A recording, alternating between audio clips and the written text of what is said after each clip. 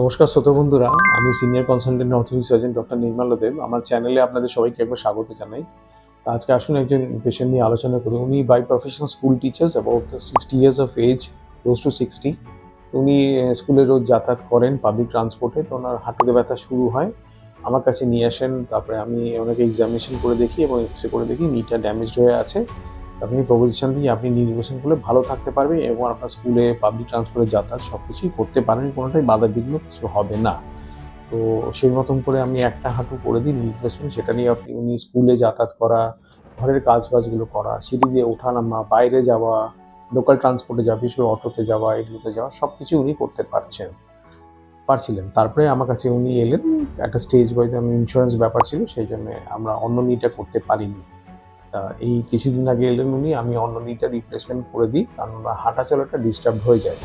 এখানে একটা পয়েন্ট আমার বলা আছে, যারা ধরুন একটা হাঁটু করছেন তাদের মুশকিল হয়ে যায়, পাটা একটা অসুবিধা হয়ে যায়, পাটা ছোট বড় হয়ে যায়। কারণ যে হাঁটুটা থাকে বাঁকা থাকে, আমরা যখন সোজা করে দিই তখন অবভিয়াসলি একটা লেগ লেন্থ ডিসক্রিপেন্সি শুরু হয়ে যায়, যার জন্য গেটটা হাঁটা চলার স্টাইলটা সম্পূর্ণ পাল্টে যায়।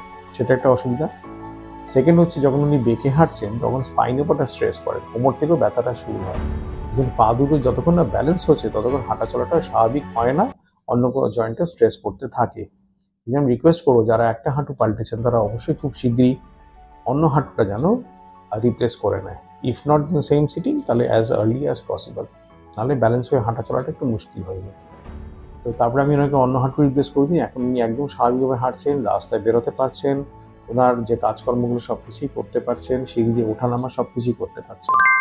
তো আসুন, এই কিছুক্ষণ এরপরেই আপনি সাবসিকুয়েন্ট ভিডিওতে আমি ওনার ফিডব্যাকটা আপনাদের দেখাবো, যে উনি কীরকমভাবে উনি এক্সপিরিয়েন্স করেছেন, এই ব্যাপারটা জার্নিটা যেভাবে এক্সপিরিয়েন্স করেছে এবং ওনার যে ফিডব্যাক উনি নিজের মতন দিয়েছে সেটা আপনারা অবশ্যই দেখবেন। নামটা বলুন।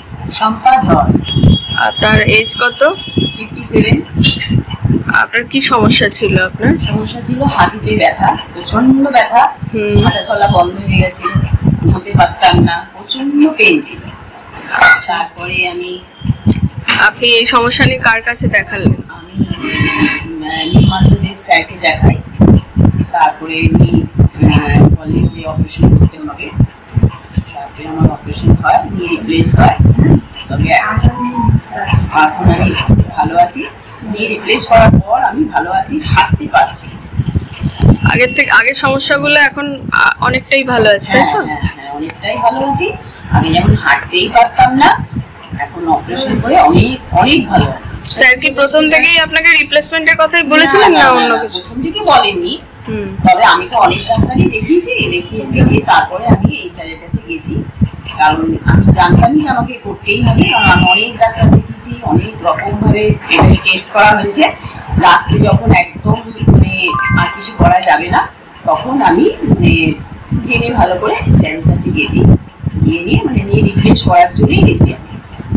এখন ভালো আছেন? হ্যাঁ। হাঁটতে পারছেন? হ্যাঁ। বাইরে যেতে পারছেন? হ্যাঁ। আপনার রেগুলার ওয়ার্ক যেগুলো সেগুলো কি পারছেন করতে? অনেক।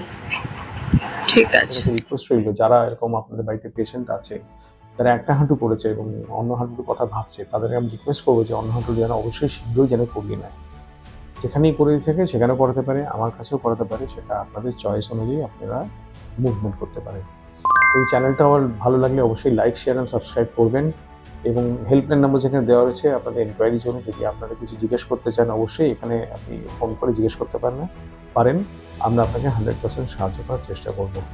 আজকের মেসেজ এখানেই থাক। শোনার জন্য অসংখ্য ধন্যবাদ। নমস্কার, থ্যাংক ইউ।